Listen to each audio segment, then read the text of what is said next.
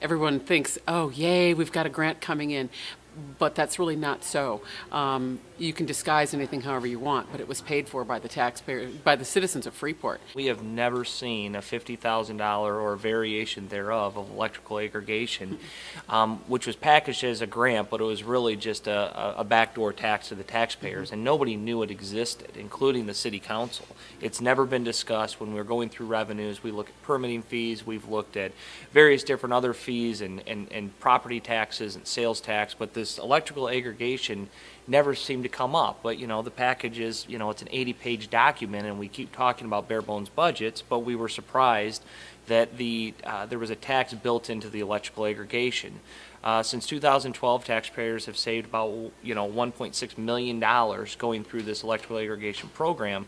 However, they've paid out about $250,000 in backdoor taxes. The way that it was presently done was pretty embarrassing. All backdoor. Yeah, and we took it out immediately, and it really was without much battle on the council floor. It was like, yeah, this just doesn't make any sense. It's not when someone comes to your door and says, let me see your electric bill. That is not the same thing. This is something that can be signed up for through the city. It'll have a city letterhead on it, and they have the option. They don't have to go in that route, but if they choose to, they can get out at any time.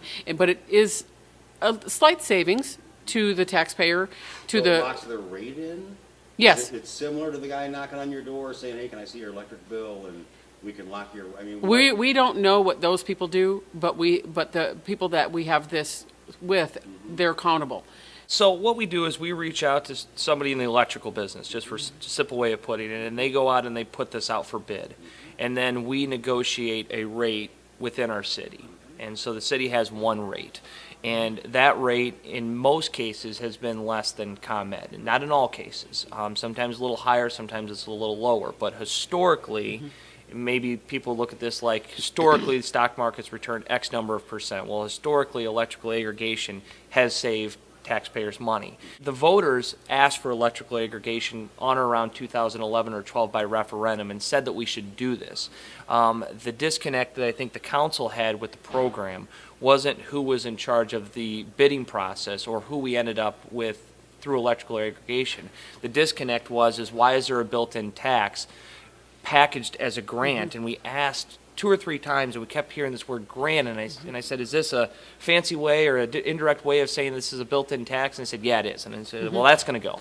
So that's where we are. But the electrical aggregation is an opt-out period. There's no price to enter in. There's no fee to cancel. And it's still on your ComEd bill. You still get the same bill. Yeah. Well, the tax was built into the kilowatt hour, so you would never even see it. Right. So it wasn't like you would use X aggregation company and then you would see a tax, and then somebody would say, okay, well, I know what I'm paying through this grant. That wasn't what took place. It was just built into the kilowatt hour, and from somebody just reading their bill, they would think that was the competitive bid, but it wasn't. There was some built-in fluff into that kilowatt hour. So taxpayers since 2012 have been paying a backdoor tax for a long time, and nobody knew it, not even the city council. Never heard this ever come up. It was admitted on the floor, yeah, it is a fee. So then we had the option of, do we want to go with this price that has the built-in grant, or do we want to go with the other price that does not have the built-in grant? And it wasn't unanimous, but it passed that we chose the one that was not the grant built in. $250,000 is what local residents paid in taxes. I don't think we should call it a grant. That's highly misleading, in taxes. And there was probably not 3 people in Freeport, including most people in City Hall, that even knew they were paying it, including myself. And I think that no clue. That's city profit. Well, essentially. So do we know? Well, we don't know yet, but that's why Jody proposed a Finance Committee of the Whole ordinance to circle back to these types of issues. I'm guessing that it's just, I don't know, it's just my guess. It probably just went right into general fund. And if we find something, we're not going to hide it. So we'll talk about it, and so if there are things that come up in the Finance Committee when that gets going, and it'll be uncovered. So we have combed through this budget so many times, and not once have we seen this. But it will be uncovered in a few months. But the first was to stop the tax, which will be stopped in the upcoming electrical aggregation rates. It's going to be on Monday's agenda. right, at the city council. It passed out of the transition committee unanimously. Mayor Gitz has supported it. All the public members were in favor of it. So we'll be bringing it to first reading. And a few things that'll change. It'll have a permanent chairperson on a year-to-year basis that will be appointed by the city council. And when we are engaging in discussions on other issues, that'll still be held at the committee of the whole. But when we're talking money, anything to do with the budget, that has to be the only thing we're talking about. And, you know, items like these grant taxes that kind of get built into these massive budgets, we're going to start peeling in, and I bet we're going to find more. You know, we found a lot in 2 years, and just uncovering the various different funds and how all the money moves, and we'll continue to do some good work on it. So can you talk about that a little bit? What else have we, what else have we found? What else have you saved taxpayers on? Well, we've saved a lot. We've paid off some loans, right? So we had $4 or $5 million in cash, but we were having bonds that we just simply wouldn't pay. So we were very cash heavy, but we were had a lot of loans out there. So refinancing bonds has been a big one. Who started this? Who said, let's call it a grant? How did this happen? How the hell did this happen in our city? It's probably not the only time, but how did this? Any thoughts? Someone wrote the program. Someone said, let's do this. Someone said, let's tax it, add it here, and let's call it a grant. Someone said that. Who? How the hell did that happen? Anyone? Well, I can tell you it's just a change in philosophy. My view is I don't think we need to look backwards. We need to look forward, right? So how it happened, who knows? But the newly installed city council members and perhaps the next mayor is going to have a shift in the way that we look at revenues and people's pocketbooks. And if we are going to tax, we're going to tax in a transparent way, not just as a punchline when we want to be in political season. Everybody wants to talk about collaboration and transparency for about 3 months every 2 years, but virtually nobody wants to do it.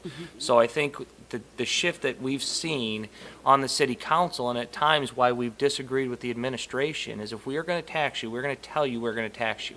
We're not going to package these in some backroom, smoke-filled room, and then 5 years later call it a grant. It just makes no sense. It's dishonest. Do you feel like there are other, programs similar or non-similar, where there are some additional, taxes or whatever that maybe yourself as citizens or other citizens may not know about? We want to be sure that things are truthful.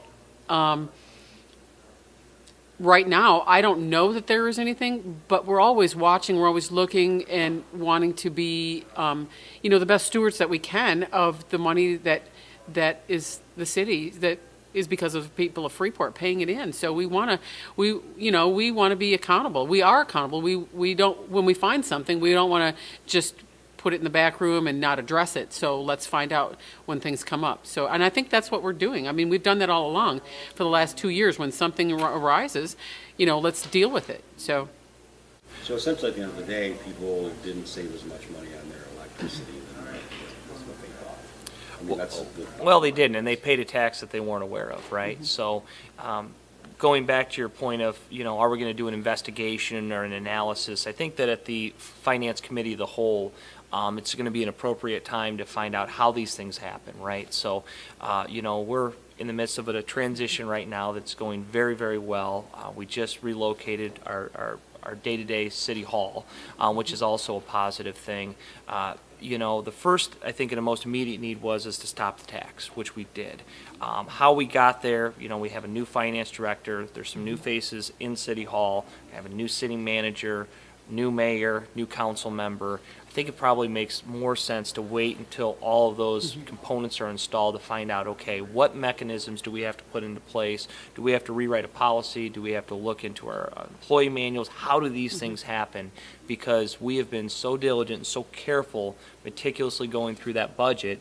And, the only reason we found out was because there was an expiration of the program, and we had to put this out for bid. And they said, well, what do you want to do, a 1 year or a 3 year? And we said, well, before we talk about 1 or 3 year, what's this grant mean? And that's where all of our focus went. And once we went to the focus, I think it was pretty clear that it was gonna go very quickly, which it did in one day.